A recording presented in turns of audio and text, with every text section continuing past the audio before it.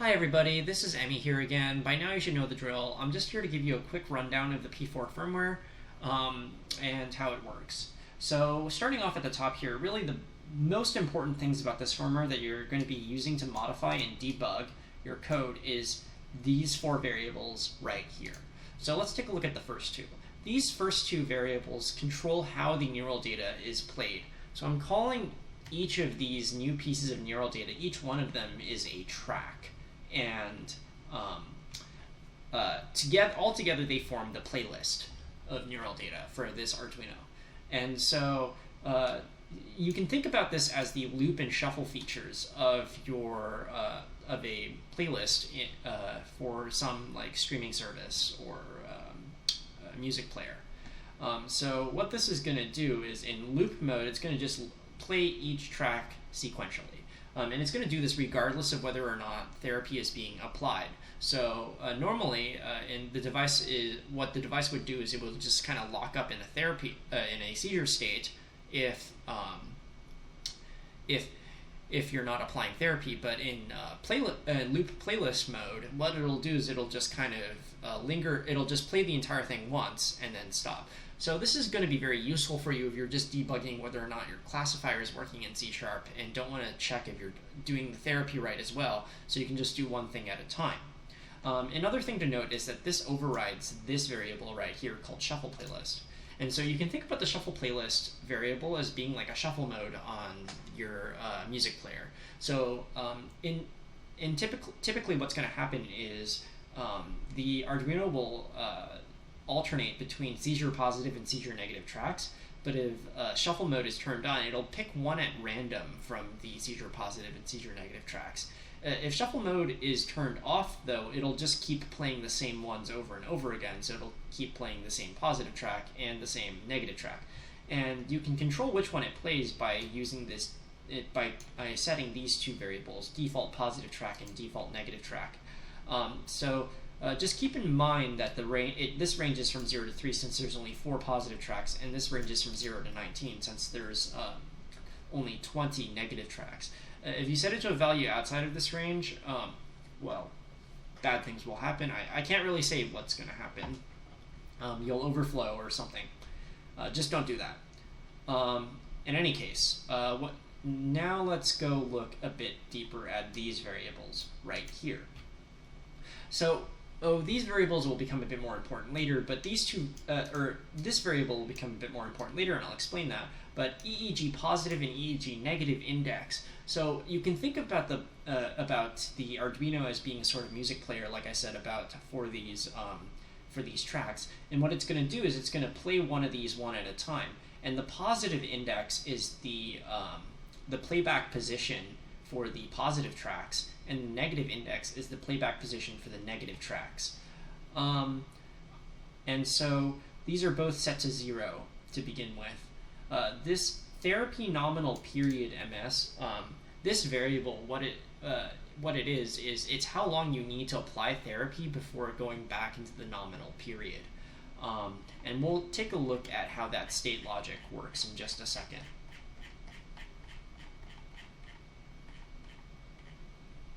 Okay, so let's take a deeper look at this state logic. So there's this new function called updateBrainState, and what it's going to do is it's going to check the current brain state and see what it's going to do. So in the nominal brain state, the LED is set to low, and this and low means off. So the onboard LED is going to be off. However, if you're applying therapy in the nominal brain state, what's going to happen is it's going to check if you're applying too much therapy. So what it's going to do is it's going to take the maximum between the nominal start time and therapy start time. And this is just so that if you were applying therapy before the nominal period began because you're already applying therapy, it just starts at the nominal start time. Otherwise, the amount of therapy, the start of the therapy is going to be the therapy start time. If you started it in the middle of the nominal, for example, and you misclassified. In this case, it's going to check is if for how long you were applying therapy for in the nominal state. If you're applying therapy for more than 1 second, it'll start to blink very aggressively. So it'll blink every 50 milliseconds, which is a very fast blink. You should observe. And then, after a certain amount of time, after this nominal period variable has elapsed, the nominal period will end and we'll enter the seizure state.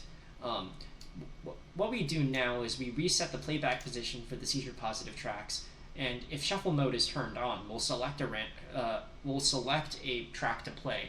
Otherwise, we'll just play the default track.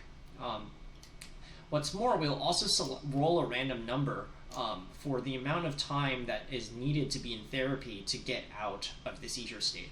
And so the purpose of this is for you guys to not just choreograph the amount of time that you spend in the seizure or applying therapy. It's not the same amount every time, so you really have to classify when the person has exited the seizure state to know when to stop applying therapy.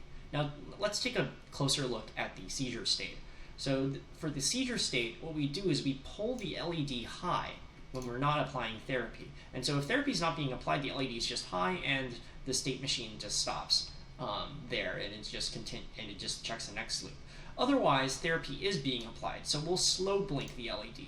This LED blinks at 250 milliseconds, so every quarter of a second. So it should blink 4 times every second. That's a pretty slow blink.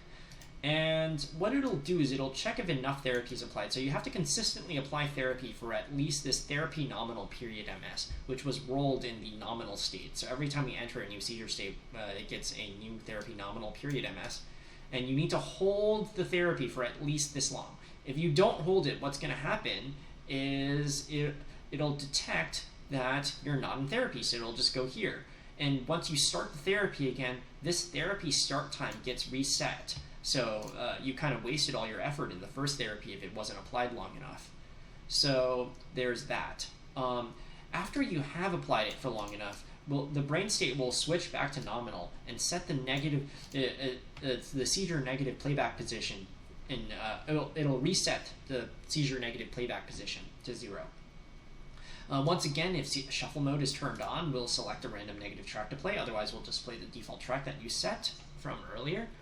What's more is we'll collect the current time as the start time for the nominal period, and we'll roll a random number for how long to stay in the nominal period. So this is between 3 and 6 seconds. So you're also going to have to check when it enters the seizure state, because you don't really know when that's going to happen. It's somewhere between 3 and 6. You don't really know when, and you don't want to apply therapy too early, because if you do, then you'll get this over therapy, and you don't really want this to happen, right? You don't want to be shocking someone when they're not having a seizure in the real world. That wouldn't be great. So you really want to minimize the amount of time that your LED is fast blinking. All right, perfect. Apologies for that. That was a notification for my phone. All right, so let's take a look at playlist mode. So in playlist mode, like I alluded to earlier, what's going to happen is we're just going to play back each of the tracks. So what this line does is it's going to check if the index is 0, eegNeGindex is 0. And why is that important? Well, when the eegNeGindex is 0, the EEG has rolled over, and you'll observe here that the EEG rolls over by default anyways. So when it rolls over, so when we're done with a track, we're going to advance to the next track.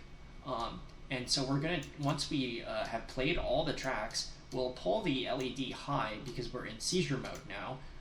And then in seizure mode, we'll play through all of those tracks. And once that's done, we'll reset the entire playback, go back to the nominal mode, and set the LED to low. And then we'll go back here, and this will just run forever. All right, perfect. And finally, there's this new function called eegNext. And so because the logic for incrementing the EEG samples has become somewhat more complicated, I put this all in one function, but it's really just the same thing we were doing before. It's just it's incrementing a different thing depending on which brain state we're in. If we're in the nominal state, we'll read from the EEG negative tracks offset by this negative index. So this is the position in this track to grab the data from. and then we'll increment it, of course, wrapping around by 178. Same thing for the positive track. We'll just advance the index and read. Something different about the streaming data, or the EEG index being updated in this assignment versus assignment 2, or versus project 2, is that this is actually always updating even if you're not streaming. So in project 2, this would not be updating when you weren't streaming, but this time it is updating while it's not streaming, and it's just so that obviously even if you're not streaming the data from the Arduino, someone can go into a seizure state on its own, and you want to be playing back seizure data when that happens. Otherwise, your classifier is just going to be all wrong. And so here we just stream out the only difference is that we stream out the data whether or not you're in streaming mode. Otherwise, it's still incrementing the data and grabbing the EEG samples and loading them into here. And then if we're in loop playlist mode, we update the BrainState playlist using this function right here. And the reason we do this here instead of in loop is because if this was in loop, it would just get checked too often. And so this EEG sample doesn't get updated very often. It only gets updated once every sample period has passed. And so this can increment pretty fast. But you really only want it to increment once, and when we're rolling over. So that's why we put the updateBrainState playlist here instead of in loop. It doesn't really make a big difference, but it doesn't make a difference as to the behavior I've described. It's just an implementation detail. All right, now that we've covered that, let's talk a bit more about setup. So really, not much has changed. There's this new variable called isTherapy here. This gets set to false, of course, on every reset. Of course, we also reset the EEG playback. This just resets all the indices. There's a bit of a difference between the resetting here and here. So this reset sets the indices to 0, but when we reset for the Arduino, this gets reset to the default. This reset function resets it to the default. So if we go to the function definition, you can see that the positive track and negative track gets set to the default tracks that you set in the variables at the top. So let's just go back down to setup. So that's about it. The brain state will always start in the nominal brain state. This line here sets the random seed, the random number generator on the Arduino. So what this will do is it'll do an analog read on pin analog A0. You'll notice that pin isn't connected to anything, so it's just going to be voltage noise pretty much. Since it's not connected, it's going to be whatever noise is in your system, and that noise, I'm going to use the randomness from that to seed our random number generator. And once that's seeded, that'll generate all the random numbers for everything else. Perfect. Loop also hasn't changed too much. The only thing in loop that's changed is this updateBrainState that we saw earlier. So updateBrainState is something we already talked about. So every loop it's going to be checking and updating the brain state as well as updating the next, incrementing the EEG samples. Apart from that, everything else has stayed the same. There's a couple new commands that I've glossed over because I think we understand pretty much what commands are at this point. So there's this new start and stopTherapy command. They work just like all the other transactional commands. These just set the isTherapy to true or false depending on whether or not you start or stop the therapy. Of course, they always echo back what you send it. The only difference is that the startTherapy function also records the startTherapy time. And that's just so that if you start and then stop and then start again, it'll reset this start time. So you really do need to start and hold it for that start time for that therapy start time, so that the elapsed therapy really is enough. Because if you don't, like I said, once again, you're resetting this, and this when you reset that variable, it's going to reduce the elapsed therapy time. Alright, so that's the entire firmware. Let's take a look a bit more about how to get started in terms of the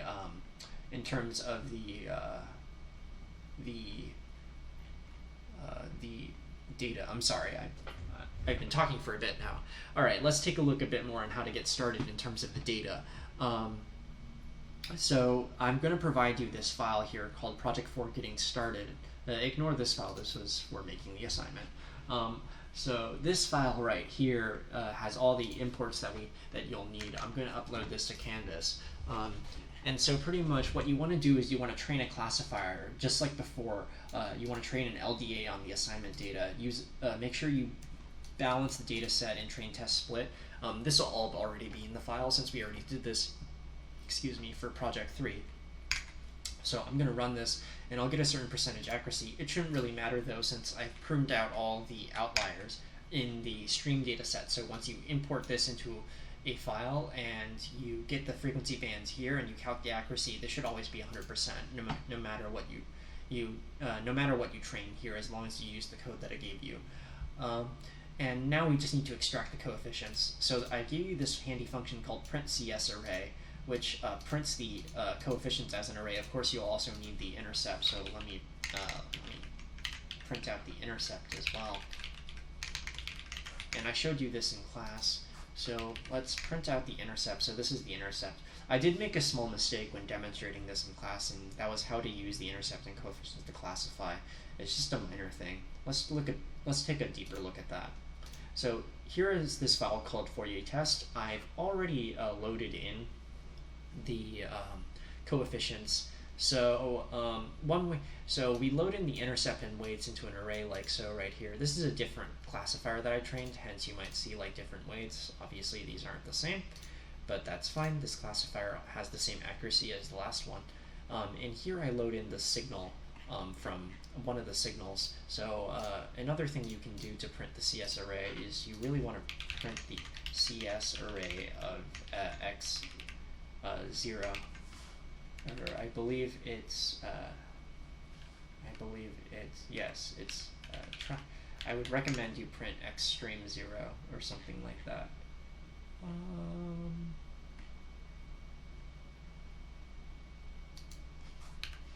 I think this also, I'm pretty sure print CS array needs to take a list because it'll print out a series of lists. But this is just the first element, so you always need to give it a list, but it'll print out each of them in order. But in this case, what you need to do is, if you just print out this array and you insert it in here, this is a different signal. I believe this is a seizure positive example. After this, we'll allocate so there's a couple different ways to do this. I showed you in class using Fourier.forward, and we do signal complex, and Fourier options no scaling. That's one way of doing it. And another way of doing it is using Fourier real. I didn't talk about this in class, but actually this is going to actually use less copying, I realized. So an important thing about signal complex that we mentioned in the spec is that since if you pre-allocate this ahead of time, so if you have signal complex, you need to make sure that this is all zeros when you're calling Fourier.forward. So you need to make sure that this is all zeroed out before you're calling this, because Fourier.forward changes signal complex, if you remember during the call. So what will happen is if you call this and don't zero it out, when you call it again, this isn't going to be 0, and you're going to get the wrong Fourier transform. So that's just something to keep in mind. Of course, if you don't want to zero it out every single time, the alternative is to use forward real. In this case, your buffer needs to actually have 2 additional elements because of how forward real is structured. I talk a bit more about this, but the return for forward real pretty much makes it so that the even indices of the signal will contain the real part of the Fourier transform, and the odd parts and the odd indices will contain the imaginary parts. In this n right here, you'll see this int n. This is the number of points to consider. So this will consider the first 178, which is exactly what we want. Also make sure to include Fourier options.no scaling. And now we'll compute the power spectral density. That was an extraneous variable. So the power spectral density at every point is just the square root of the square of the real and complex parts. So this is for forward real. Of course, if you were doing forward complex, or just doing regular old forward, the logic would be very similar. I showed this one in class. You would just use this for loop, and instead you would do something like this, where you would do signal I, and then you would do signal complex,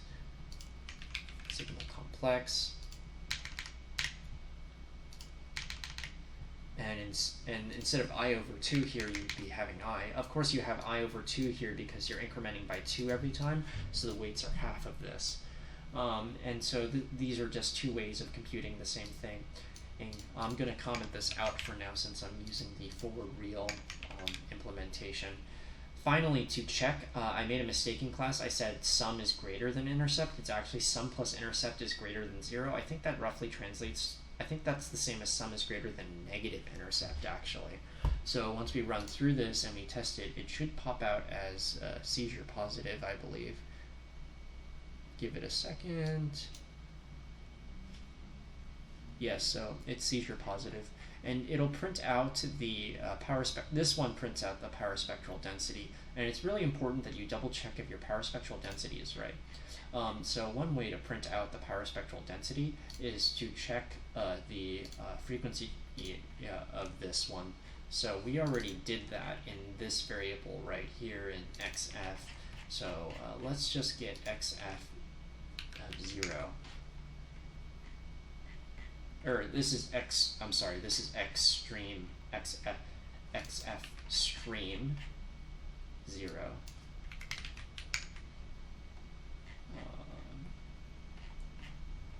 Oh, I'm sorry, this is a different one, but I believe this is the first positive one, so give me 1 second. So so if you do xpos, x stream pos equals df stream.query plus 1, you'll get the, I believe I called it df stream.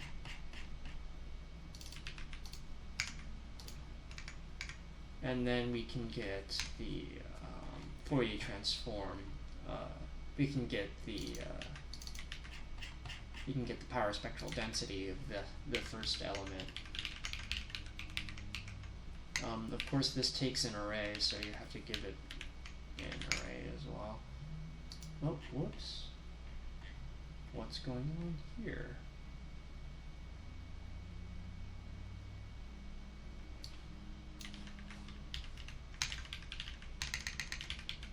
I'm sorry, I didn't fully prep this ahead of time. Oh, I believe you need to do .ilock as well.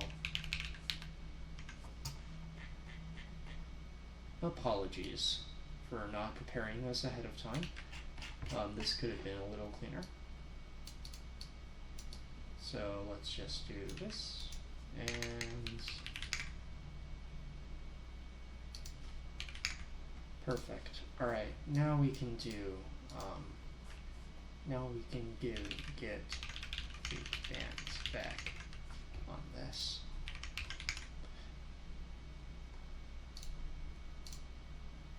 And you'll see that they should match pretty closely. Of course, they won't match exactly. You can see that they're pretty close. They're not going to be exactly the same due to how the conversions work and everything, but they'll be very, very similar. All right. This is actually, the data that I input in here was actually the data that I decoded from the Arduino. So, yeah. All right. So I'm also going to splice in a piece of this video where I show you how the Arduino looks when it's working. Okay, let's. I'm going to cut to that. Hi everybody, so I'm recording the Arduino on my phone right now, so I'm just going to show you the default behavior. I also have the solution pulled up here. So you can see on the Arduino that the LED light turns on by default after a bit, but then it turns off again, and then it turns on again, strangely enough. So what's going on here? So actually what's happening is that when it's just plugged in like this, but the watchdog packets aren't being set, sent, the watchdog is actually resetting the Arduino every so often, so the Arduino just kind of gets reset. The LED turns off in the nominal state, and then it turns back on in the seizure state. And so I don't have shuffle mode turned on right now. But so now I'm going to start the application. And so you can see in the application that it starts out as false, and now it's true, and now it's applying some therapy, and the operation timed out, unfortunately. Now it's false again, and you can see it applying some therapy, and it is false again. So you can see this is kind of the desired behavior, and so these being shown right here are slow blinks. It's actually not doing any over therapy right now. I don't think I want to show, or maybe I can attempt to show another, the over therapy state, but this is pretty much what it's supposed to look like. Hi everybody, so I'm back, and I have the Arduino here on my phone. Sorry for the unstable recording quality. This is the only way I could think about how to show the Arduino, but you can see the LED turning on and off again, and I've introduced this sleep 3000 before I stop the therapy. This will make it so that we trigger the over therapy mode, so let's run this and see what happens. You can see really quick right here that we're going to time out at first, and we're going to pick up on the therapy state, and then we'll start engaging in therapy. It'll go off for a second, and then it'll blink aggressively. And that off period is really the that grace period of 1 second that I gave you. Remember, you can do therapy for a second while in the nominal state. And so now we're applying like too much therapy, and you really want to avoid this when you're in your assignment. So if you're seeing those fast blinks, you really want to look at your program and try to minimize the amount of time that it's spending in the nominal state while applying therapy. All right, that's all for now. I think this is it for the assignment. I wish you guys all luck. I'll be publishing the solution in 3 weeks' time. I hope you guys have all had fun with this class, and I really hope this assignment kind of ties everything together. I know everybody didn't really like Project 3, but I'm hoping, well, this shows you why Project 3 was necessary. All right, I'll see you later.